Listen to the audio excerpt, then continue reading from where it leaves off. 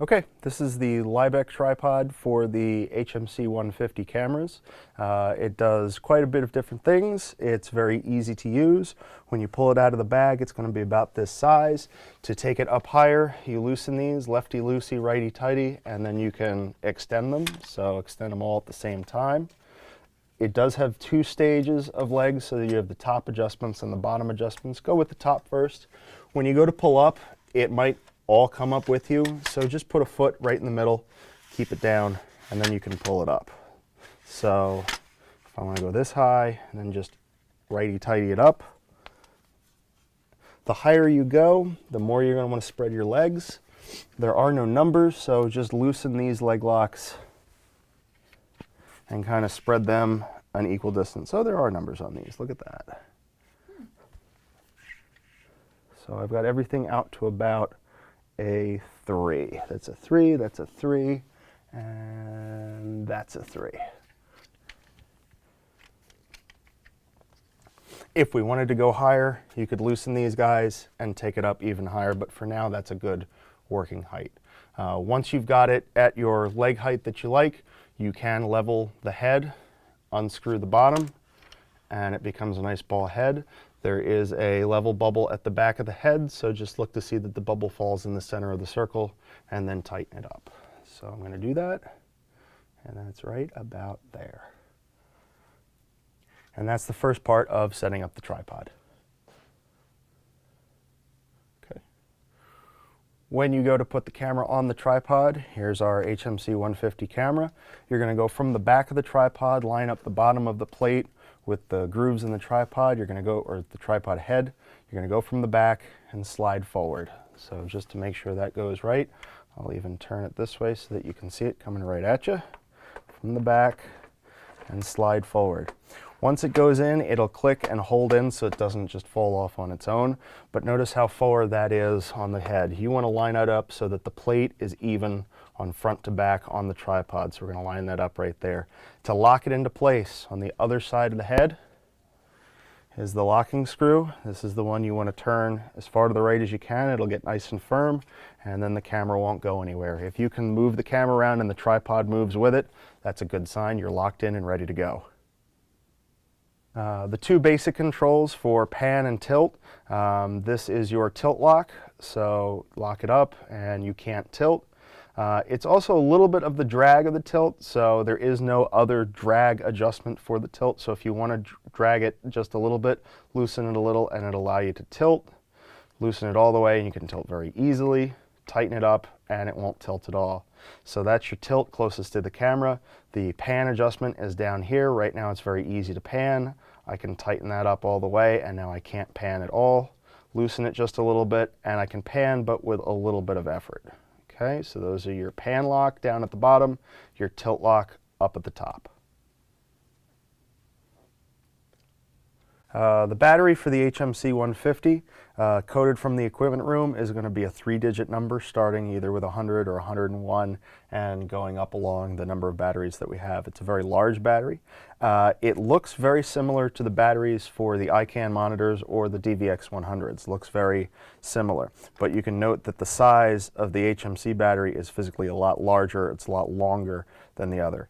Very important that when you're mounting the batteries that you use the HMC 3-digit battery for the HMC cameras, not the other way around. They're not interchangeable. The smaller batteries will not mount on the HD cameras. The bigger batteries will not mount on the DVX100s or the monitors, so make sure you're lined up appropriately. When you go to use the battery, it will have a piece of tape on it with the date it was charged at the equipment room. So the date this battery was charged was 12/16, December 16th.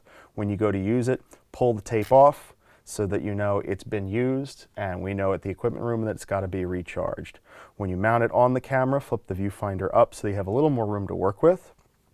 And then at the back of the camera, you're basically going to stick the battery in a little bit higher and then push it down to seat it. Don't force it. It'll just go in very easily. Go in, push down, and it clicks. I'll do that one more time. To release, you push the button labeled push. It pops the battery out. Do it one more time. And it clicks and it's ready to go. The other option for powering the camera is to use the AC adapter. The AC adapter has a small battery style connector with a little arrow pointing down. That's the direction you want it to go. So if you were going to mount this instead, you'd push that in, push it down in the direction of the arrow. It's just like the direction of the arrow on the battery. To turn the camera on, you're going to move the toggle switch to the on position. Push in on the white little dot to release the safety and flip the switch down to trigger it to the on position. Okay. If you have a card installed in the camera already, you'll get a little yellow indicator light saying the card is ready for use. If you don't have a card, you'll have to mount one, and I'll show you how to do that. All right. To insert a card, you're going to open the card door, so you can just basically push to the side, very gently push to the side and flip it down. Okay. The SD card, make sure you insert it face up so that the chips go in first. So if you look at the back of the card, there are the chips. They're going to go in first, but make sure it's face up. So I'm just going to take it like that and insert. Make sure you push it in as far as it goes. It'll click when it's ready, and be sure to shut the door when you're done. The camera will not record or do anything with the card if the door is still open. So you have to make sure that that door clicks closed. Once you've inserted your card to prepare for shooting, the first thing you need to do is go through the menu system. So to get to the menu, you're going to pop open the LCD. You can alternatively look through the viewfinder, but it's going to be a lot easier to look at the LCD. So there's a little catch there, swing it open. The menu controls are on the top of the viewfinder here, the green menu button here, and to navigate through the menu, you use the joystick. The joystick you can push down, up, left, and right, and also to select something, you click the joystick in. So as I said, the first thing you want to do is go into your menu, push the menu button. It'll come up on the screen. You want to go down, so I'm going to hit the joystick down to recording setup, and I'm going to click the joystick in. The rec format you want to choose is going to be a PH, that's Panasonic high quality value. We recommend that for standard TV shooting, you're in 720 60p. If you like the 30p or 24p look, you can go with those. They come with certain options and considerations you have to go into. But for the purposes of this demo, we're going to be in 720 60p. For purposes of post-production, we want to stay out of 1080. It's a larger file size, takes up more space. For the systems as of right now, we want you working in 720. So to pick it, you just click it with the joystick, and you're all set. Once you've set the scene file you want to use, in our example again we're using scene file F1, which is the normal setting, you actually want to go into the menu for the scene file and make sure it is everything you want it to be. Now we'll give you cheat sheets for the scene F1 file so you know what the default settings are, but this is where you can go through and make changes to make a different look for your scene file. You can consult the user manual for the camera, and you can just play around to see what you like and how it changes your shot. To start off from scratch, what you'll want to do with your scene file is initialize it to the original factory settings for the scene file. So you'll go on the first page of settings to load, save, initialize. You'll click and you'll say initialize. This will reset the scene file back to factory settings for this camera for scene file 1. Scene file initialize, you say yes, click the joystick, and it'll say it's complete. Down at the bottom it says exit, you hit menu, so you hit menu, and you're back to square one. Always a good idea to go back to the menu and make sure it is what you want it to be. And then you can make changes. If you'd like to make changes and save them, you can very simply go into the Lowe's Save Initialize and hit Save. Otherwise, any changes you make will be reset when you turn on and off the camera. Once you've set your recording format, you want to choose the scene file that you're using for the camera. The scene file contains a lot of information and settings that you can change to tweak or adjust how your picture is going to look. The dial is at the back of the camera, and it just simply turns very easily. You pick the scene file you want. Each of the scene files are detailed in the materials for the camera that you'll receive. For most shooting, you want to be on F1, which is normal inside and outside shooting. That's your best place to be. Be sure to reset the time code on your camera before shooting. Time code gives you an easy way to keep track of how much material you've recorded. So we're going to go into the menu, and go down to TC UB setup. TC is time code, UB is user bits. You won't be using anything with the user bits, but you will be using the time code. Make sure that your time code mode is drop frame. If you have chosen a 24p format, drop frame is not possible. If you change the camera back from 24p mode, like into 60p, which is what we're in now, the camera will actually remain in NDF mode until you physically change it. So make sure you go into this menu to change it to DF, which means drop frame, when you're shooting in the 30p or 60p modes. To change it, just click in and you can toggle it. If you're in 24p, that option will be grayed out and you can't change it. The timecode generator for most shooting should be in record run. Your other option is free run. For the most part, you want to leave that in record run. Go down to timecode preset, click timecode preset, say yes. Now you can either cycle through all the options with the joystick and dial in your own timecode, which for the most part is going to be 0. Or on the inside of the camera, you can push the timecode reset, which will bring everything back to 0. I'll do that now. Timecode reset, everything goes back to 0. Whichever way you do it, once you've set the timecode, click the joystick again, and it'll say TC preset with a question asking you, are you ready to set your timecode? You say yes. Notice now the timecode is listed as all zeros across the top of the screen. Once you've set up these basic features of the camera and the modes in which you're shooting, you're going to want to go through the camera menus one by one. Especially if you're not familiar with the camera, go through and verify the settings against the sheet that we provide with the camera for you. There's some things that you'll want to absolutely double check and some things that you won't have to do anything to. So the sheet we provide you with will tell you what all the recommended settings for this camera are. Good idea to go through the menus and make sure they are what they should be. All right. Shooting functions and features of the camera. Iris. Adjusting the iris of the camera is fairly simple. You can toggle between auto or manual iris mode by pushing this button. The viewfinder will tell you whether you're in auto or manual mode. Once you're in manual, you can use this dial to adjust the iris open or closed. You also can choose to use the main focus ring as an iris ring instead. Switch this to iris, and then your main ring can be used to adjust the iris instead. You can still adjust the iris with this, but if you like a larger dial or something closer to the lens of the camera, you can use this to adjust your iris as well. Most people like using that as a focus ring, so that's where that switch should probably start.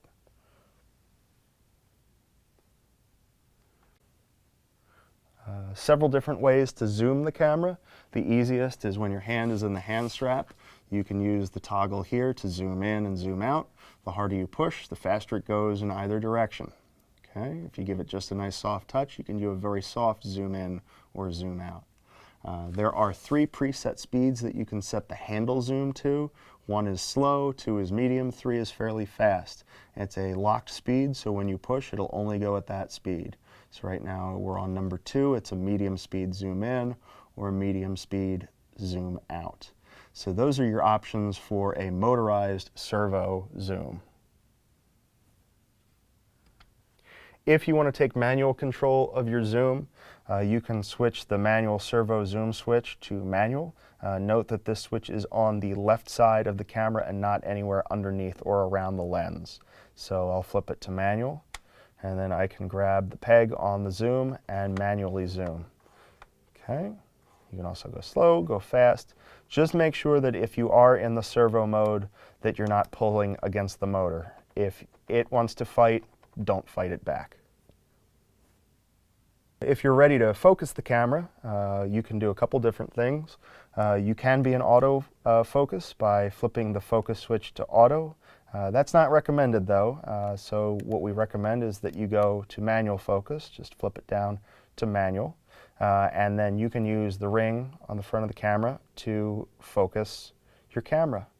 Make sure that if it's actually operating the iris instead, that switch is definitely on focus control for the ring. So make sure your ring is in focus, and then you can use the ring to focus. If you can't quite focus your camera and you're not sure if it's quite right, while you're in manual, you can use the push auto button. So as long as you push this button, it'll engage the auto iris. If you like what you see, let go and it'll leave the camera locked in terms of focus right where it left off. Focusing in HD is critical to getting a nice, crisp picture. And one of the things the HMC does for you is give you a focus assist button. If when you're setting up your shot, or even while shooting, you want to check your focus, Focus Assist will digitally magnify the image so that you can see more detail in a zoomed picture. It doesn't actually zoom your recorded shot, it just zooms the viewfinder. So this is something that will help you with your focusing of this camera.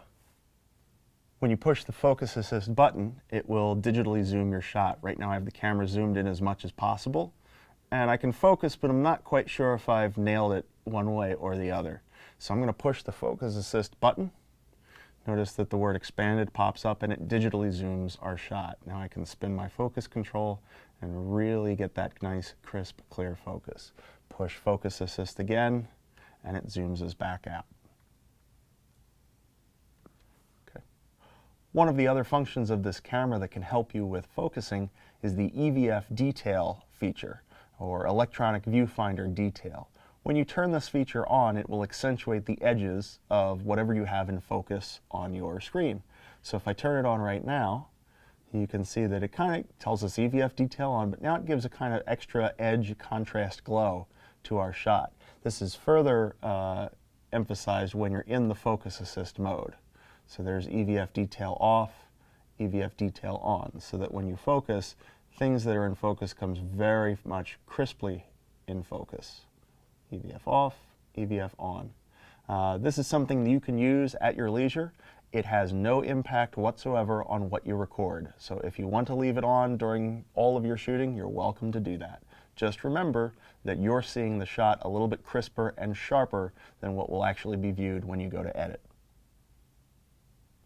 This is the EVF detail button. If it's too bright for your shooting, or if you want to use an ND filter, you can turn the ND filters on. There are 3 stages of ND, quarter, a 16th, and a 64th. Just pick the toggle where you want it to be.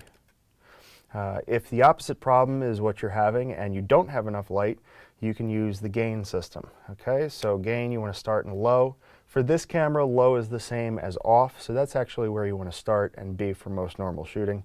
If you need a little gain, go to medium. If you need a lot of gain, go to high. The gain values are defaulted at, I believe, 6 and 9 decibels of gain, but that is something that you can change in the camera menus. When you're ready to white balance your camera, you can choose either memory A or memory B. If you know what you're doing and you want to be in the preset, you can be in the preset mode, but most often you're going to want to control and do a white balance. So either pick A or B, doesn't matter which one, as long as you know what you're doing. And then you'll shoot your white object and push the AWB, or auto white balance button. If you push and hold it, it will do a white balance and then a black balance. Most of the features of this camera that you'll need to use are accessible by buttons named for those features, but there are also some customizable options that you can set with the User 1, User 2, and User 3 buttons. From the factory and the defaults that we have them set for, User 1 is your spotlight mode. So if you're shooting a theatrical performance and you have a spotlight and for some reason your iris is way too bright in the center, you can use User 1 to turn on spotlight mode. Be careful though, when you use spotlight mode or User 1, it will engage the auto iris control to compensate. So make sure you know what you're doing if you're going to use User 1. User 2 gives you the option for backlight, so if you've got or need a strong backlight for your shot, User 2 can be used. If you're shooting with this camera, you should probably light the scene appropriately. If you need a little bit of extra backlight assistance, you can use User 2. User 3 gives you an extra 18 decibels of gain. So if high gain is not quite enough for you, you can kick in User 3 with 18 dB of gain, but please note that it's only available in 60i and 60p modes. If you're shooting in 30 or 24, 18 of gain is not available. 2 other shooting functions are behind the LCD screen. Color bars for the camera has its own button, so if you push bars, you'll get color bars and tone for this camera. To turn off bars and tone, you just push the button again. For setting the shutter speed, you'll always want to check the shutter speed every time you change shooting modes or shooting situations. Pushing the shutter button will tell you what function the shutter is doing right now, whether it's on or off and at what speed. So toggling it will turn the shutter on and off and tell you what its value is. Once you get the shutter on, you can use Speed Select to dial in a faster or slower shutter speed. Something to be careful of is that the shutter speed does not change when you reset recording modes. So if you set in 24p to 1/48 of a second, it will still be in 1/48 of a second when you change to 30 or 60p. Customized synchro scan values can be set in the scene file menu. Shutter off sets the speed equal to the record mode that you're currently in. As you're shooting, there are other viewing options and camera options that will help you achieve your shot. One of them is the zebra modes. These are the diagonal lines on your viewfinder. You can turn them on or turn them off. If you push the zebra button, every time you go through the button, it'll cycle through the zebra modes and tell you what they are on the LCD screen. You've got zebra off, zebra 1, which can be set to anything you want, but it's defaulted to 80%. Zebra 2, again, you can set it to anything you want. It's set to 100% by default. Marker gives you a box in the middle of the screen, and in the bottom left corner of the viewfinder, you can see the basic percentage of brightness from 0 to 100 for whatever you're shooting in that box. Again, you hit the button again, and zebras get turned off. Zebra lines will allow you to see diagonal stripes to indicate exposure levels. If you push the zebra button, you can turn the zebra bars on. Right now we're seeing 80%, so anything at 80% brightness or higher is shown with the diagonal black and white lines. Push it again, and we get zebra 2. Zebra 2 is set at 100%, so anything that would be overexposed is currently with zebra lines. Right now the arm on the tripod control is glowing in our 100% zebras. Push the zebra button again, and we get to the marker mode. So right now, the camera has this marker on the screen, and in the bottom left corner, it's telling us the overall brightness of everything in the marker. So right now at 54%, if we move the camera ever so slightly, it'll tell us how bright things are in that area. And see, the number is definitely changing. To turn off all of these overlays and views, you just push the zebra button again until it says zebra off. OIS is your optical image stabilizer, very useful when you're shooting handheld. To turn it on or off, just click the button. The viewfinder will tell you if it's on or off. The symbol is a little hand with parentheses around it. Very useful for when you're shooting handheld. I'd recommend turning it off if you notice any wavering in your shot if you're on a tripod. The optical image stabilizer is denoted by a hand with parentheses in the upper right corner of the screen. Pushing the OIS button toggles the mode, OIS off, OIS on. If you know how to read a waveform and vector scope monitor, you can turn those overlay functions on. Simply push the WFM or waveform button. Pushing it once will turn on the waveform monitor. Pushing it a second time will turn on the vector scope. Push it a third time and it turns those overlays off. If you know how to use a waveform and vector scope monitor, you can push the WFM waveform button. That brings up the waveform view, so you can see that it is an accurate live readout of the waveform as viewed in terms of what you're shooting. Push it again, you get the vector scope, so this will give you color information. Okay, we don't have too much color in this shot, so it's not showing us too much. Push the WFM again, and it turns these options off. The LCD button will adjust the brightness of the LCD screen. You have options for low, medium, and high. I usually set it to a medium. LCD allows you to adjust the brightness of the LCD screen, useful if you're in a dark situation and you want it to be darker, or in bright outside sunlight you need it to be brighter. You have low, medium, and high, and those are your three functions you can change by pushing the LCD button. Low, medium, and high brightness. Has no effect on your recorded image. Counter. Counter is another function you'll want to look at. This allows you to change your display between time code, a clip counter, and a user bit counter. You won't be using user bits, you will be using time code, and we recommend that you actually keep an eye on the clip counter. So as you push this button and cycle through, you'll get to the clip counter mode. Each time you record, the counter will reset from 0. If you want to manually reset it, you can push the counter reset button. Most often you'll be seeing the timecode mode. If you want to change and view something different, whether it's the clip counter or the UB counter, you push the counter button and it will change. User bits you won't be using too much. Again, we've talked about setting the time code. The clip counter is what you're going to want to keep an eye on. The clip counter can be manually reset by pushing the reset button, but when you start a new recording, it will automatically reset and start from 0.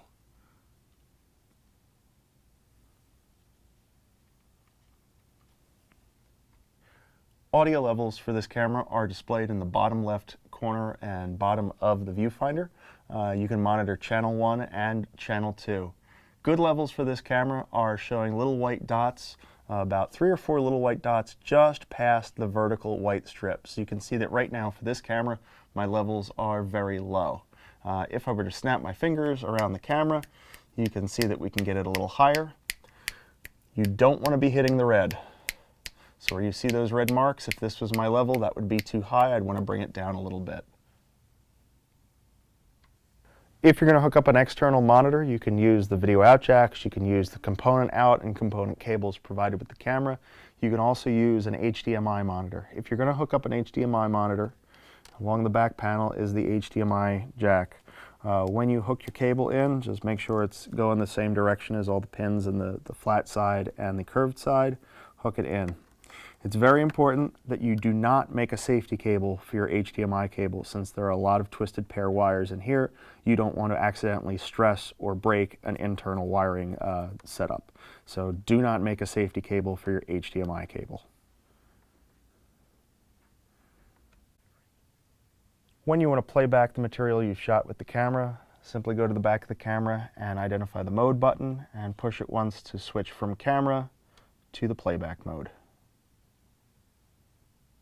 Okay. Once you're in the playback mode, you can use the joystick to navigate through your clips. The joystick also gives you play, pause, rewind, fast forward, and stop functions. So use the joystick, go around. So let's say I wanted to play this clip.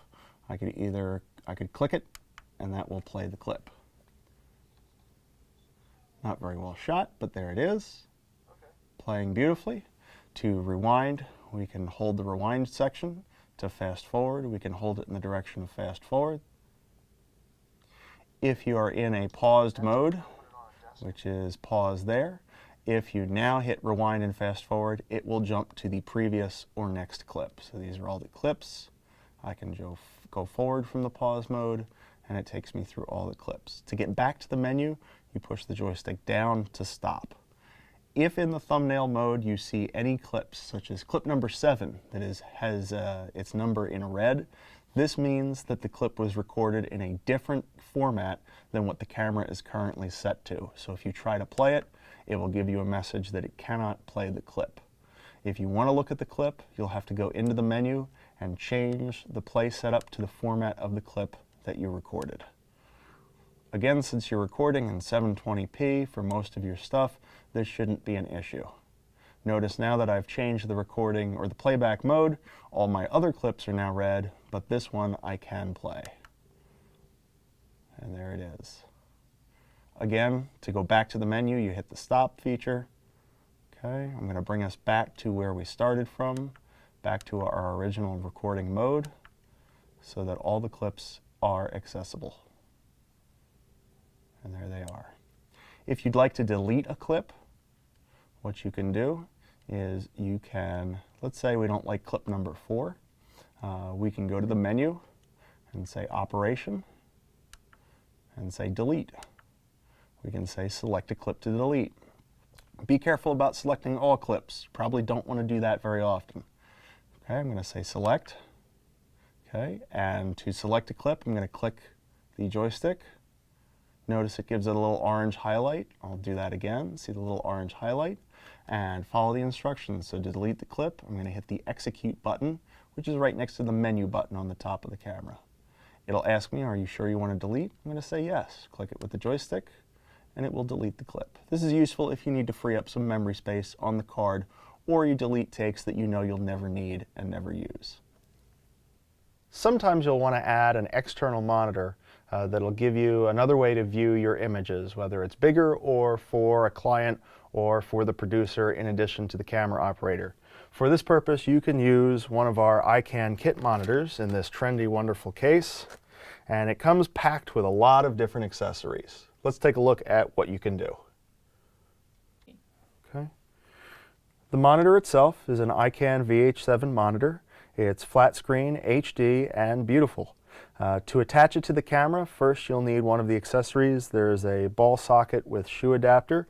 You'll screw this onto the bottom of the monitor where it's threaded. Very carefully. Once it's tight, it's tight. You don't have to over tighten it all. There we go. This allows you to slip it onto the shoe mount of the camera. So slip it on and then tighten up at the bottom. To adjust the placement of the monitor, loosen this adjustment here. Of course, now it's already loose, and you can rotate it around anywhere you want it to be. Make sure that everything is nice and tight so that then you can walk away and it's in position. You'll want to add the battery. The battery, you should get at least one battery in the kit. These are the DVX 100 style batteries, so these are not batteries that you can mount on the camera. Make sure that you also don't try to mount a camera battery for this camera on this monitor. Okay, so these are the smaller 2-digit batteries that you'll mount. On the back of the monitor is the mount and the battery plate, so you'll slide it in until it clicks. There we go. And take the cord coming out of the bottom and attach it to the power option, which is on the side of the monitor here. Provided the battery is charged, this will power your monitor. To connect your monitor to your camera, when using an HD monitor, you'll want to use an HDMI cable. You should get a 6-foot HDMI cable with the kit. Take off the protector caps on the ends if you have them. Insert one end into your monitor and insert the other end, of course taking any tie lines off. Feel free to tie the cable to the camera or anywhere you need to get it out of your way. Okay, and attach the other end of the HDMI cable to the insert at the back of the camera. If your monitor is properly powered, the red power light will glow. Push the button and the monitor will turn on.